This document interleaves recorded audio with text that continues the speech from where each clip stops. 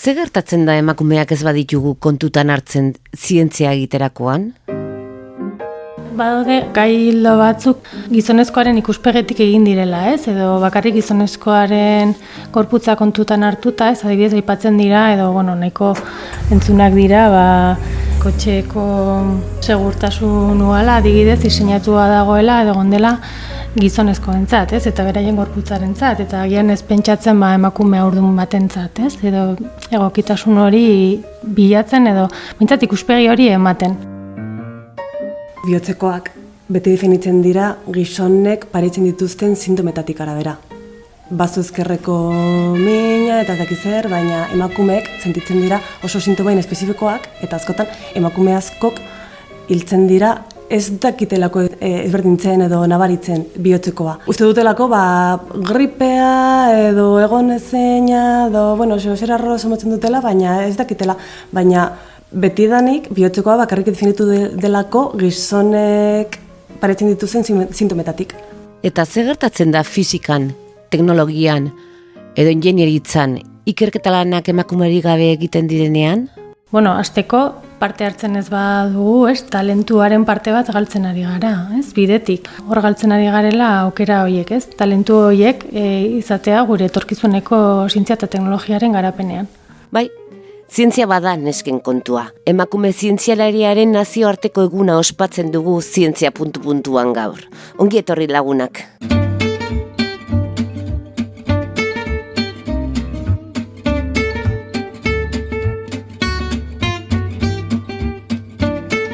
Zientzia puntu-puntuan. Nafarroako Unibertsitate Publikoaren divulgazio zientifikoko podcasta. Emaiozu jaten adimenari.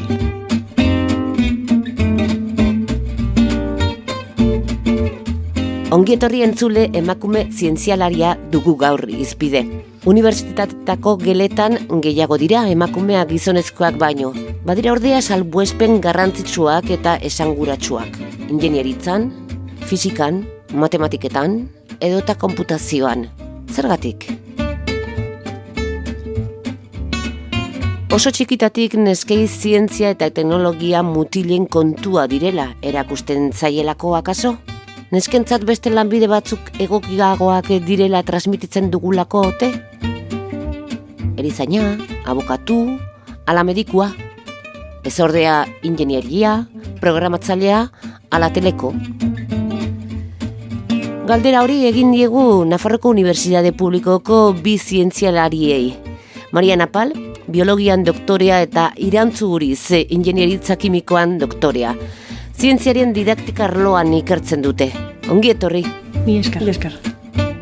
Gaur egun gezurra bat dirudi ere, egindako ikerketa guztiak diote zenbait estereotipo zabalduak daudela neskatila eta neskatzen artean. Nik uste gizonezkoei esartzen zaiela hori talentu berezia dutela horretarako edo emakumeek baino. Eta aldiz emakumeak egin behar dugula langilea garela, hori lortzeko. Emakumeak ez garela horren logikoak edo zailtasun gehiago ditugula gauza logikoak egiteko, emozionalagoak garela edo gehiago baldintzatzen gaituztela emozioek. Ez garela inonak matematiketan edo ez garela inonak orientazio espaziala behar duten jardueretan. Bai, zientzia badan esken kontua. Eta horixe erakutsi nahi da emakume zientzialarien nazioarteko egunean. Dena den gauzak ez dira nahiko genuken moduan, eta batzutan nesken presentzia eta emakume presentzia ikustarazi behar da, beste nesken ereduak izateko, bihurtzeko. Bai, nik uste ez dagoela zentzu horretan berdintasun bat edo ekitate bat, eta pixka bat errebindikazio moduko egun bat izan daiteke, baina ados nago Mariarekin eta uste dut ere mundu ideal batean ez genukela ospatu beharko, Nik uste dut zientzia eta teknologia gizarte honetan goraipatzen direla, edo garrantzia handia dutela, edo ekonomiarekin erlazio handia duten gaiak direla, eta beste arlo etatik bereizten dira edo garrantzi gehiago ematen zaio, Eta orduan garrantzi horretan, eskala horretan, emakumea ere sartzearen ideia hau agertzen da, ez? Zientzia puntu-puntuan. Kalitate oneko ikerketa jatorrizko deiturarekin.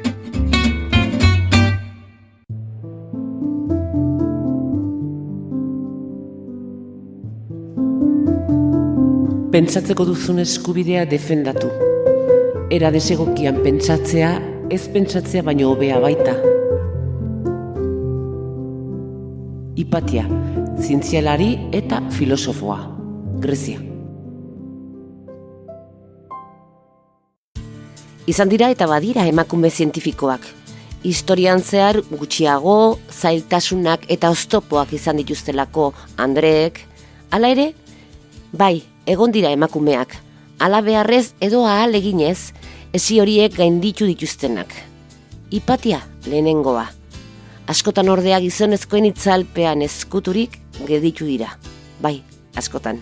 Badaude batzuk ezagunak, adibidez Rosalind Franklin da oso ezaguna, eta iruditzen zait oso eredugarria, ez? Eta oso baliogarria dela ulertzeko ze punturaino egon garen gizonen azpian, ez? Edo iskutuan, haien atzean.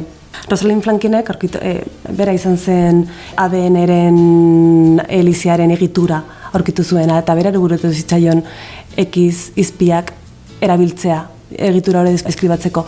Baina gero, Watson eta Crickek irabazi zuen Nobel saria. Berak izan zuen lana eta hori askotan gertatu da historian zehar. Zientzian dagoen parekietasun ezaren islada da Nobel sarien zerrenda.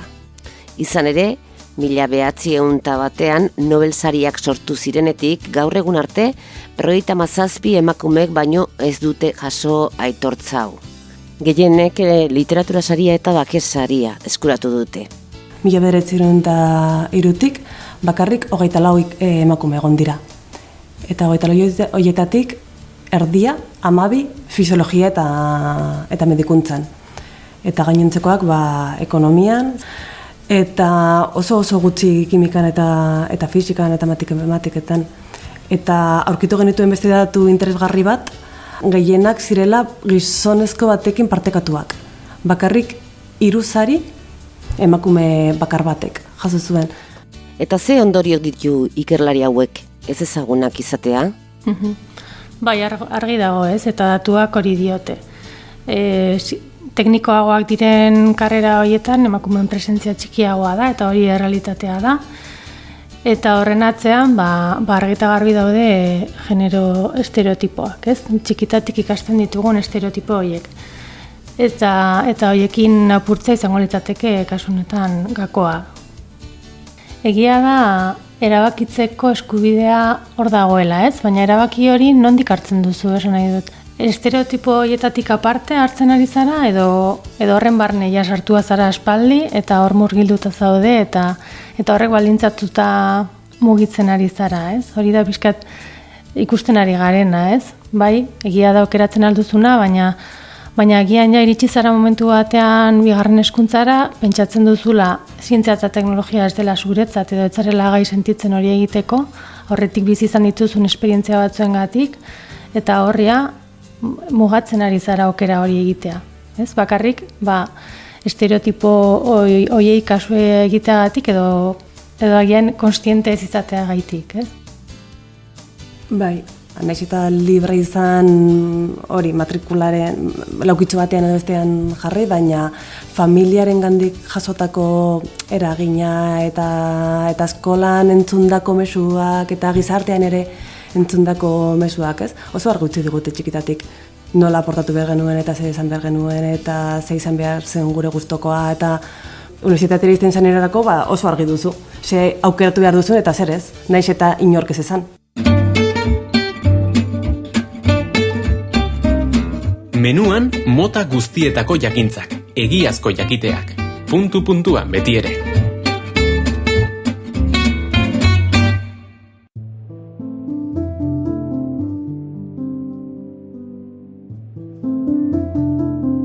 Laborategian egun osoa eman eta gero, etxera heldu eta plater loipila izatea baino txarragoa badago.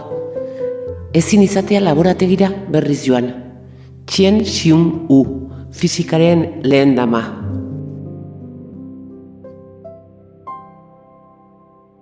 Aurrak nola ezitzen ditugun eragin handia du gero eginen duten aukeran. Hori horrela ikusten da didaktika departamentuan egin duten ikerketan. Baina guk aurkitu duguna da estereotipo horiek oso txikitatik agertzen direla. Lehen hezkuntzan jazten direla agertzen neskak oso goi sentitzen dira hobeak beste arlotan, baina ez dira inkapaz sentitzen, uste dute mutilek askargoak direla edo berezko gaitasun gehiago dituztela, neskek lan gehiago egin behar dutela, baina mutilek berezko gaitasuna duten, ez? Baina kausa garrantzitsuenako bat izan daiteke irakasleok nola hitz egiten diegun eta nola kudeatzen dugun gelako denborak eta parte hartzeak eta txandak eta horrek baldintzatu dezakela. Eta hor badago zesgo bat, eta guiko ez dugu. Ezberdin jokatzen dugula eta ezberdin tratatzen diegula eta iritzi ezberdinak ditugula. Nesken eta mutilen neuronak ezberdinak direla esanen du baten batek. Hori defendatu baitute urtetan eta urtetan gizon zientzialariek. Ba ez da horrela. Ez dago horretaz evidentzia zientifikorik. Ezingo zenuke imaginatu zenbat jendek oraindik defendatzen duen emakumezkoen eta gizonezkoen burmuinak ezberdinak direla. Iritzi zientifikoaren kontra eta evidentzia zientifikoaren kontra, zenbat jende defendatzen du oraindik burmuin ezberdinak ditugula. Edo txikioak, edo pisutsuagoak, edo anatomikoki eta fisiologikoki ezberdinak. Evidentziaren kontra. Aurkitu dute ezberdintasunak edo ezberdintasun bat aurkitu nahi dutelako eta espero zutelako ezberdintasuna aurkitzea. Eta ze gertatzen da emakumea zientziaren parte denean? Ba, agian ikuspuntuak aldatu egiten direla. Galdera berriak, ikuspuntu berritzaileak, aldaketa. Zientzia ez baita isolaturik egiten den eginkizuna. Zientzia gizarte eta kultura baten baitan egiten da. Teknologia ikusten da baita ere nik uste pixkat deshumanizatua, ez? Edo pixkat baiotza edo gure beharretatik aparte, ez? Edo baloreetatik aparte. Orduan nik uste hor ere joan behar garela beste ikuspegi batetara, ez? Justizia sozialarekin zerikusia duen teknologia horren bila, ez? Azken urteetan aldarrikatzen ari da tradizionalki emakumezkoen gauzak izan direnak, ez? Zaintzak, sukaldaritza eta orain arte egin dugun zientzian garrantzi gehiago izan dute ekoizpenerako edo produktibitaterako edo aberastasuna sortzeko baliogarriak diren beste gauza batzuk, ez? Eta orain aldarrikatzen hasi da edo hasi dira gai horiek eta malguago edo zabalogo egiten, ez? Zientziaren barruan sartzen diren gaiak. Orduan, zientziaren ikuspegia zabaldua hala, uste dut errezago zentutuko garela gure gauzare badela, interesen zaigula eta, honetan aritu nahi dugula.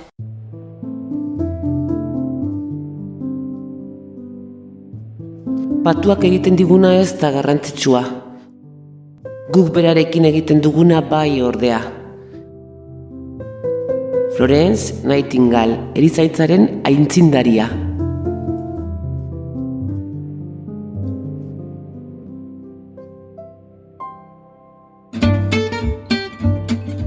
Behar zatugu, bai, behar zatuztegu. Teknologo, ingeniari, fizikari, matematikari, zeren zientziak diversitatea behar du eta agian zuek bestelako galderak eginen dituzue. Eta galderak beste modu batera eginda, zientzialariek ongi dakitenez, erantzunak ere desberdinak izanen dira.